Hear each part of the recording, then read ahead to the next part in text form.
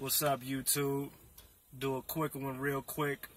I'll make sure you like, share, subscribe if you guys support the channel, support the things I do, and support the work that I'm putting out here. Also, if you're not a member, become a member of the Hellraiser Legacy by clicking the link inside the description. You gotta become a part of the community. So basically what I want to touch on today real quick is, like I said, I always relate things to something that's related to what's going on, you know, as far as inside the community, inside of our private network, as we are, a lot of us are, you know, gathering our paperwork, getting our paperwork in order, filing things and stuff like that to prepare to file for our UCC in the beginning processes. One of the key things to know when getting involved with this type of issue or situation or journey is the importance of paying attention to detail. We have to learn how to pay attention to detail. Most importantly, is because we're dealing with contracts. We're dealing with contracts. We're dealing with like I said, we're dealing with agreements, contractual agreements between you yourself, and a corporation. So if you guys just randomly download the templates and you're not thoroughly reading through them to make sure that you guys have customized it or tailored the document to better suit you, you know, if you might leave something in there or might not that can really contradict or go against what you're trying to do, or put you in a jam, or put you in a situation where you're starting over from scratch. You see what I mean? So it's not worth it to rush the process. If all the information has been given to you on a silver platter, why not take the time? You didn't have to pay all type of large lump sums of money to access the actual documentation and the information to back up the documentation. So why not take the time to understand the paperwork, to read through the paperwork, research some terminology inside the paperwork, because we're dealing with law. We're dealing with contract law, common law, admiralty law. We're dealing with all different variations of law. So we have to understand, we have to put ourselves, so based on that concept, we have to be in the mind frame of an attorney, and more in particularly a private attorney, our own personal private attorneys. So we have to take these things serious and not just be so in a rush to file some paperwork as if it's like it's gonna be a rain shower full of cash or some shit once we file it. It's not gonna happen like that. Once all initial documentation have been filed and processed, that's when we can start practicing procedures and gaining remedy. Before that, there's nothing gonna shake on some aspects, on a lot of aspects. So there's no point to rush and do the paperwork at all. My first few videos regarding the UCC1 already thoroughly explained the do's, the don'ts, and the how-tos.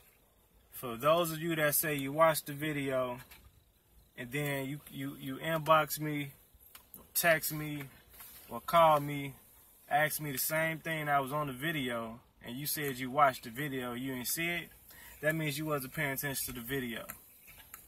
I told you guys the steps I told you what to do before and what to do up until the point of filing your initial financing statement.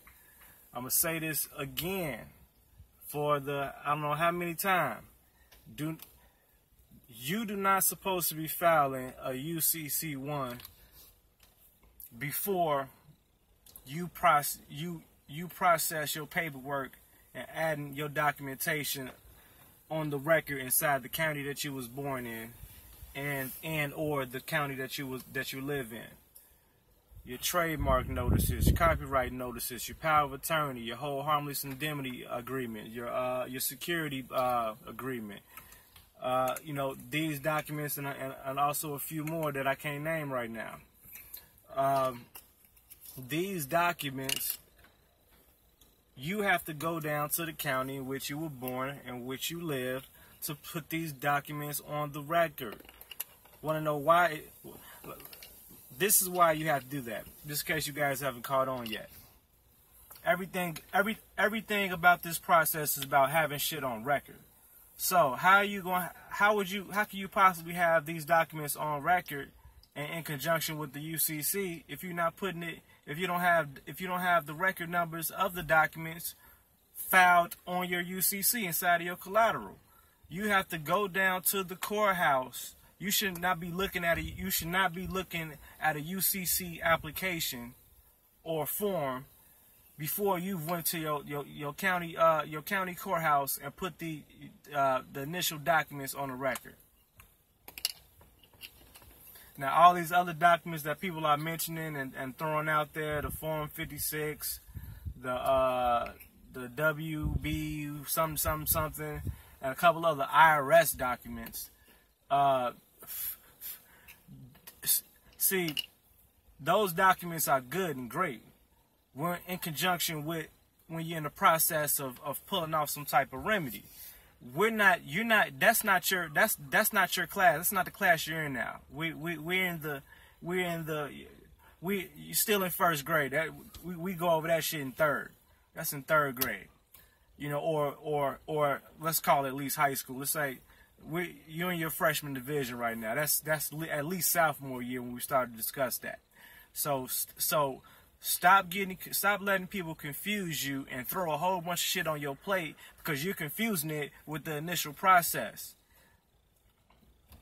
All of these things and all these other materials people are throwing out there may be, I'm not saying they're not relevant and that they're not used within this process or in certain circumstances, but that's what they're for. They're circumstantial. It has nothing to do with your initial filing. You know what I'm saying? That's why you're getting so confused and people telling you to do this and they said so-and-so said this and so-and-so said put that here and so-and-so said I'll just file here. Like, keep telling people. Another thing I keep telling people, the initial filing is filed in Washington. We should not be filing the initial statement in the state that we was born or in the state that we live in. The only time that we're filing in the state that we live in or we're born in is when it's after we filed the initial filing in Washington. Keep saying this. I keep saying this, but yeah, people keep saying, "Oh yeah, I filed in my state today," or I tried to file and they rejected me. Who the fuck told you to file in the state that you? That goes back to the point of this video. Paying attention to detail. We are dealing with some serious paperwork here. You don't have time, and you cannot afford not to pay attention to detail. You need to take these instructions step by step. Rewind, pause the tape, rewind it again, pause the tape, fast forward, rewind. Like make sure you got every step down pat. When you go down to the courthouse and put these things on record, don't go down there telling people all your business either. Telling the sovereignty paperwork, the secure party creditor paperwork. Don't tell them none of that shit. Tell them this is personal. These are personal legal documents that I'm placing on the record. I don't even like using the word legal. These are personal, private documents that I would like to place on the record, please. Thank you very much. It's not their fucking job to analyze your goddamn paperwork and all the other shit. So it's their job to put that shit on the record, to take your money, record that shit on the record, get that shit a stamp, and send you on your way. Once you get that number stamped for each, this is one thing they might try to do. When they filing your documents or recording your documents, they might if you have 10 different agreements to put on record. What they might try to do is give you one stamp that that relates to all the documents. That's not cool, because what you want to force them to do is to give you a number for each individual document. So you have a number that references to your security agreement. You have a number that references to your copyright notice. You got a number to reference to your trademark notice, like that.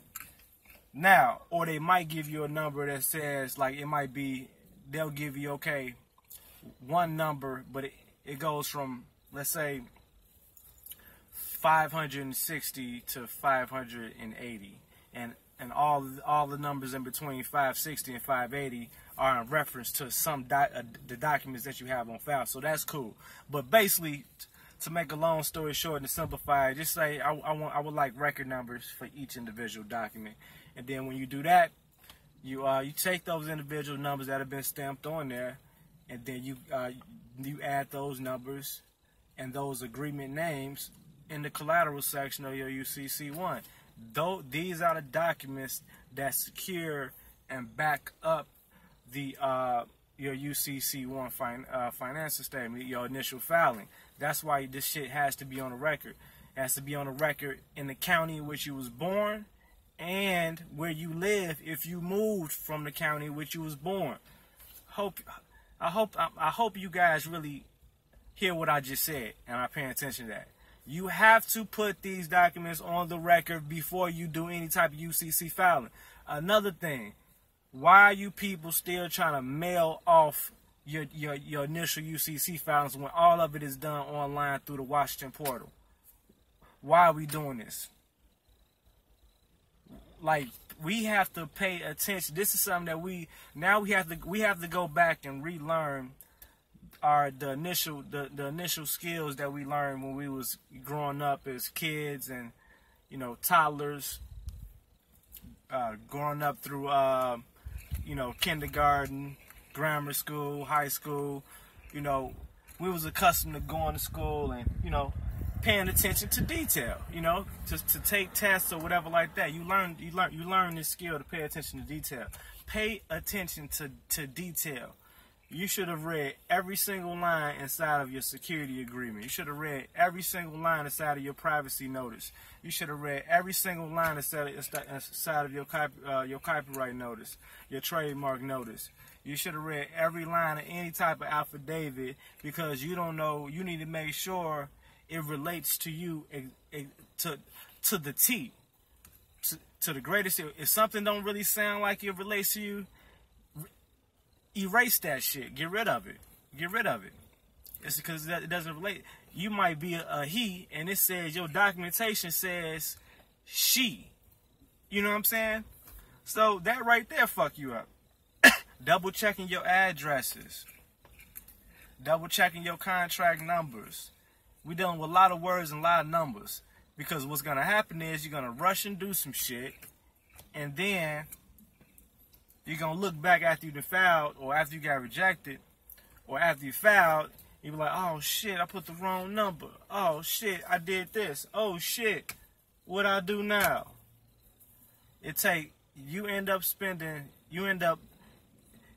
losing more time by rushing to do something the wrong way.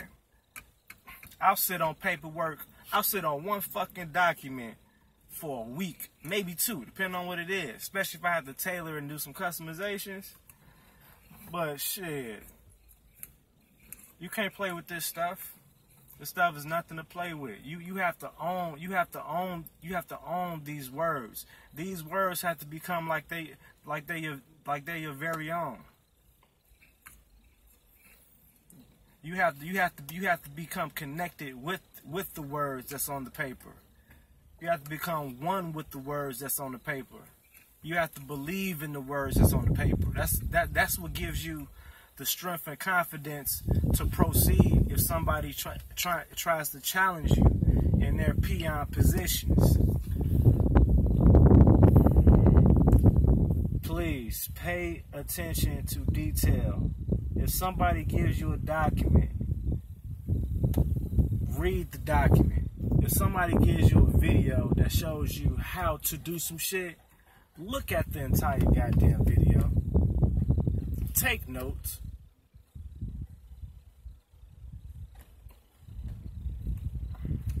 proceed exactly.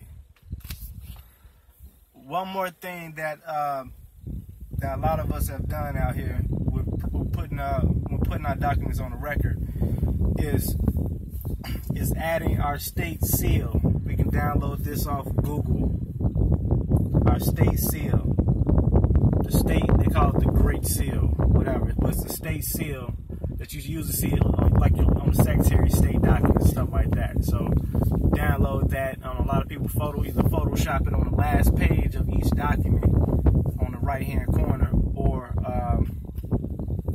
they simply just they'll print it out. They'll do a printout they'll print it out on a blank page, so they have the seal on the right hand corner, bottom right hand corner, and then they'll put the paper back in the printer and then print out the document or whatever, the last document. That's how I didn't do it that way. When I did it, I just had the last page being the seal, and I attached that to it.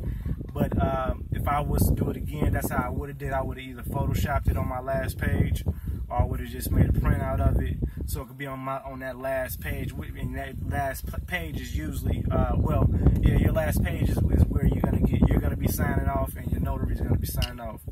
Also, on top of the notary, I know a lot of people don't do this.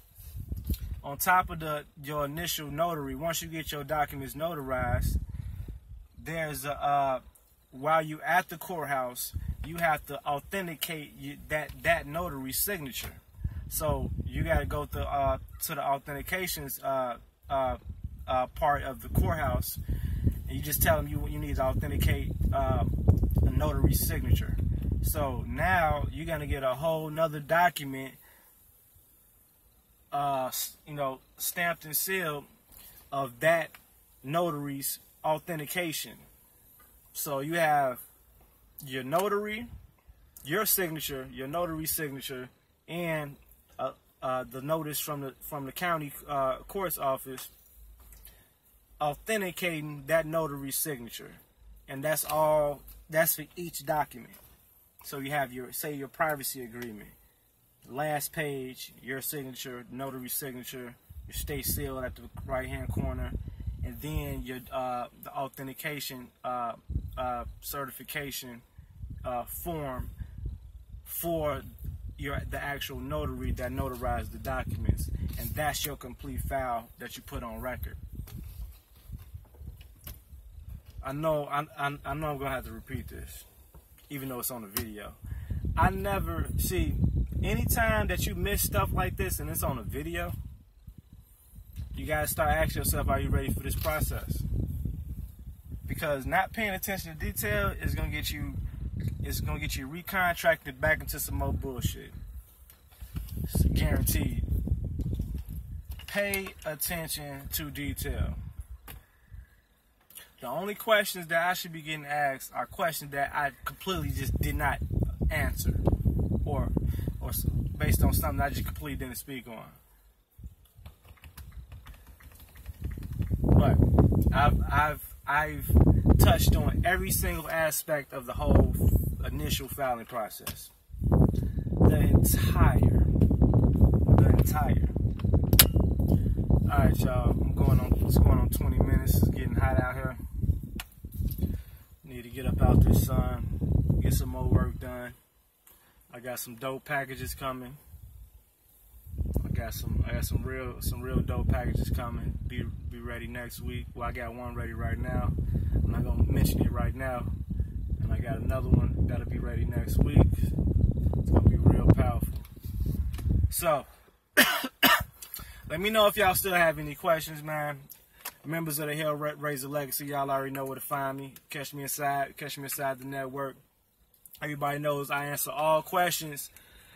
I only answer questions directly through the private network, through the HellraiserLegacy.com. I don't have time to answer everybody's questions in the world if they not even supporting the movement and not even a part of the movement. What I look like, that don't even make sense. I just supposed to answer all these random emails? No. You know what I'm saying? Like, and then for as far as $10 donations, real quick, for those that's trying to figure out why do they have to donate $10, contribute $10 donation to the community on a monthly basis, commit to contributing $10 donations to the community. If you don't understand that concept, I don't know what to tell you. For one, if I build a private network, in order to maintain the security and the privacy of the network outside of the agreement that you have to agree to during sign up, even if you're a free member, is the fact that, because imagine if I have thousands of trolls all over this the United States now. You know, you think these trolls are not trying to slip their way inside the damn network to either snoop around or to fucking take information and leave and shit like that? Because let me tell you one thing. The two people so far out of the whole network, two people. This is a good thing. It's only been two. Two people tried to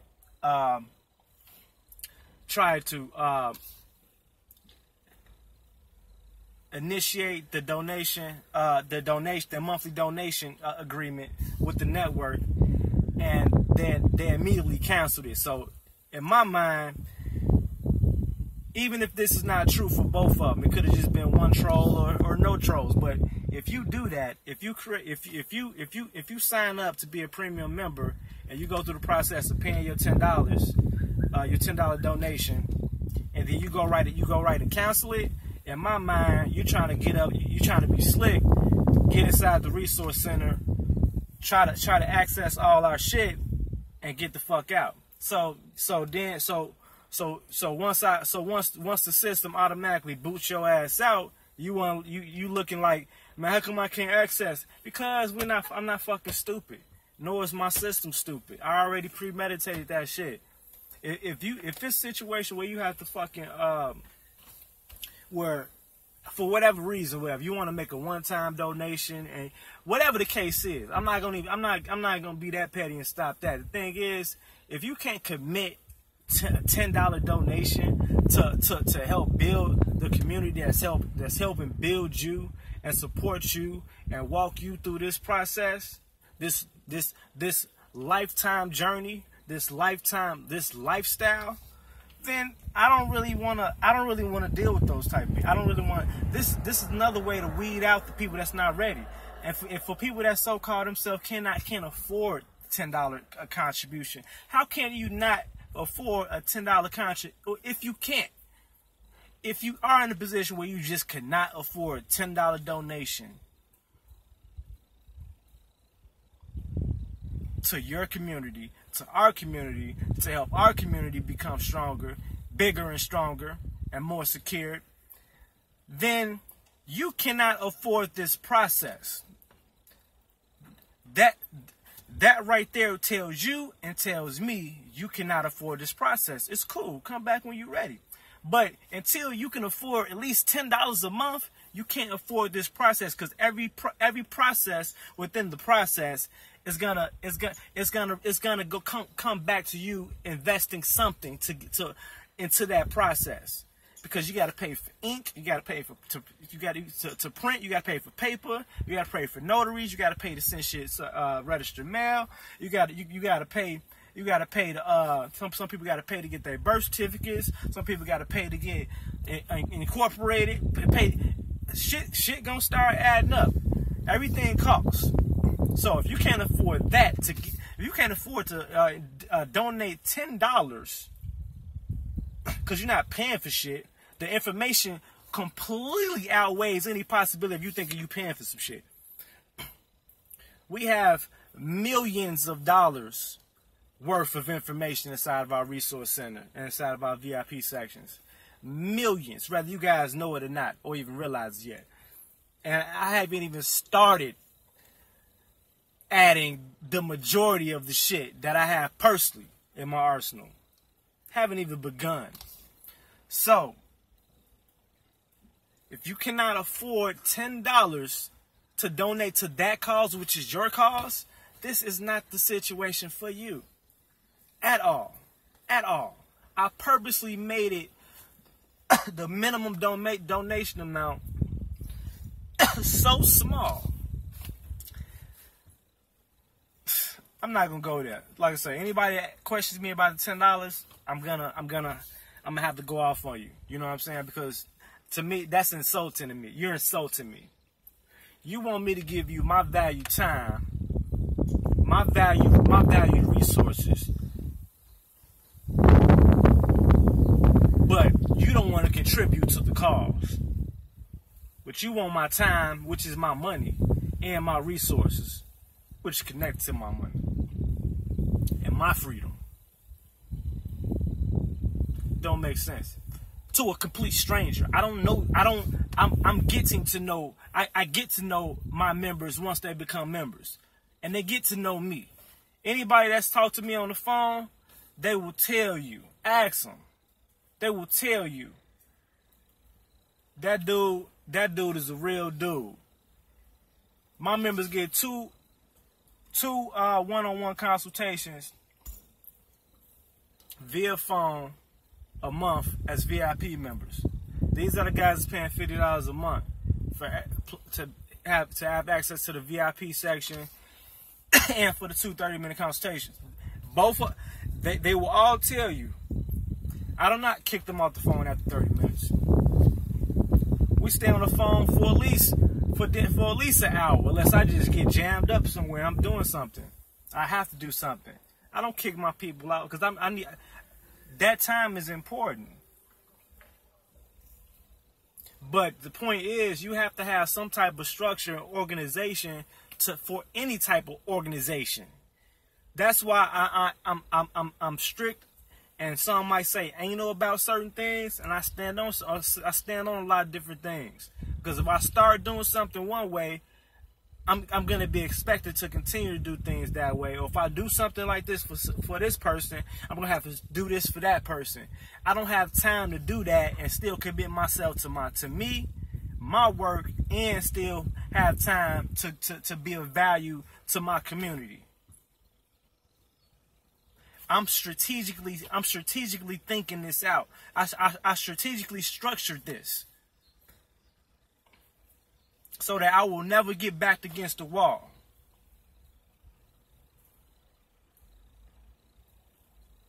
Any and every question that is asked inside of my question form on the Hellraiser Legacy gets answered.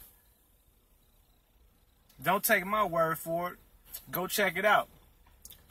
Ask some of the members. For one, you can see it. last response from Hellraiser. Because I answer all of the... I get to everybody's question. One by one. How do y'all expect me to do that if I'm trying to manage this and I'm answering random emails, random inboxes? You know what I'm saying? Like, come on, man. People need to really get their head out their ass and understand, like, dude, I did this for y'all. I did this for y'all. You have a fucking community which is of value by itself. A private community. Facebook can't shut us down. YouTube can't shut us down. We have a private community, a private building center, where we communicate with other people across the world, across the United States, and we can relate and share our own individual experience, our own individual information and knowledge, and we can build together as one. That right there is powerful. You people don't even realize when this shit, years ago, when I started this shit, I used to be out in certain places just hoping I bump into somebody that knew about these processes and remedies, and just I've just met somebody this year I'm just meeting those type of people like in my own city this year. This is 2017. So I was out here by myself. So being by myself, I knew all the things that I wish I had access to, or wish I was able to do, or wish I was able just to bounce things off of different people. That's a value alone. Even if y'all got y'all own resources from somewhere else, the fact that you got a community that you can build with and share with, that's powerful.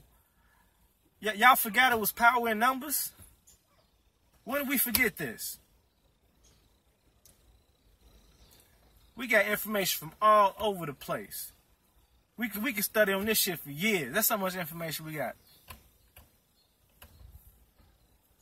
We gotta stop playing. We gotta stop thinking everything happens is immediate. We went our whole lives.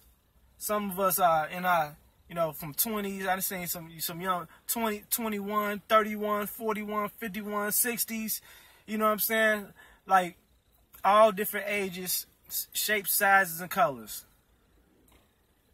We spent our whole lives as slaves and debtors, and now we expect to be expedited through, which we are being expedited through. Actually, if you don't realize that, hey, that's on you.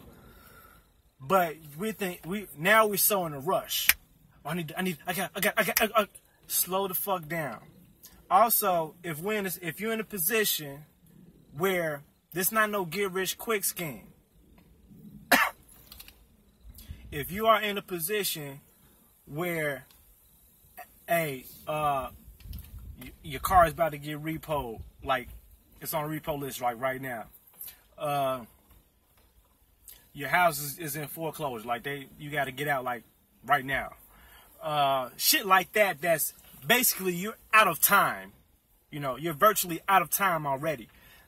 There's no point to rush this process because you don't have time for the process to even work itself out in your favor. I'm just being honest. Now I can be like the rest of the people and try to sell you a package like, yeah, you gotta hurry up and do this, do that, and then it should save your home, it should save your car. No, if your shit is already on the repo list, or you already in foreclosure, and you gotta leave next week or some shit, what you gotta understand, once you finish your initial process to even start to approach a remedy, the authorities that your paperwork are sent to stop shit like that, it takes a while.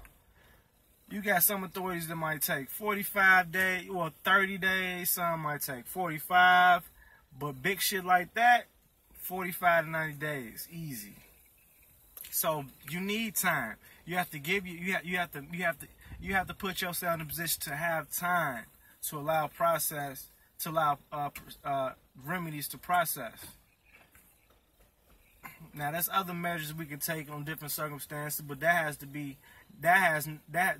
what you need to understand is that has nothing to do with this. You can't use this process to say we gotta take other measures because you don't have enough time for that process to work.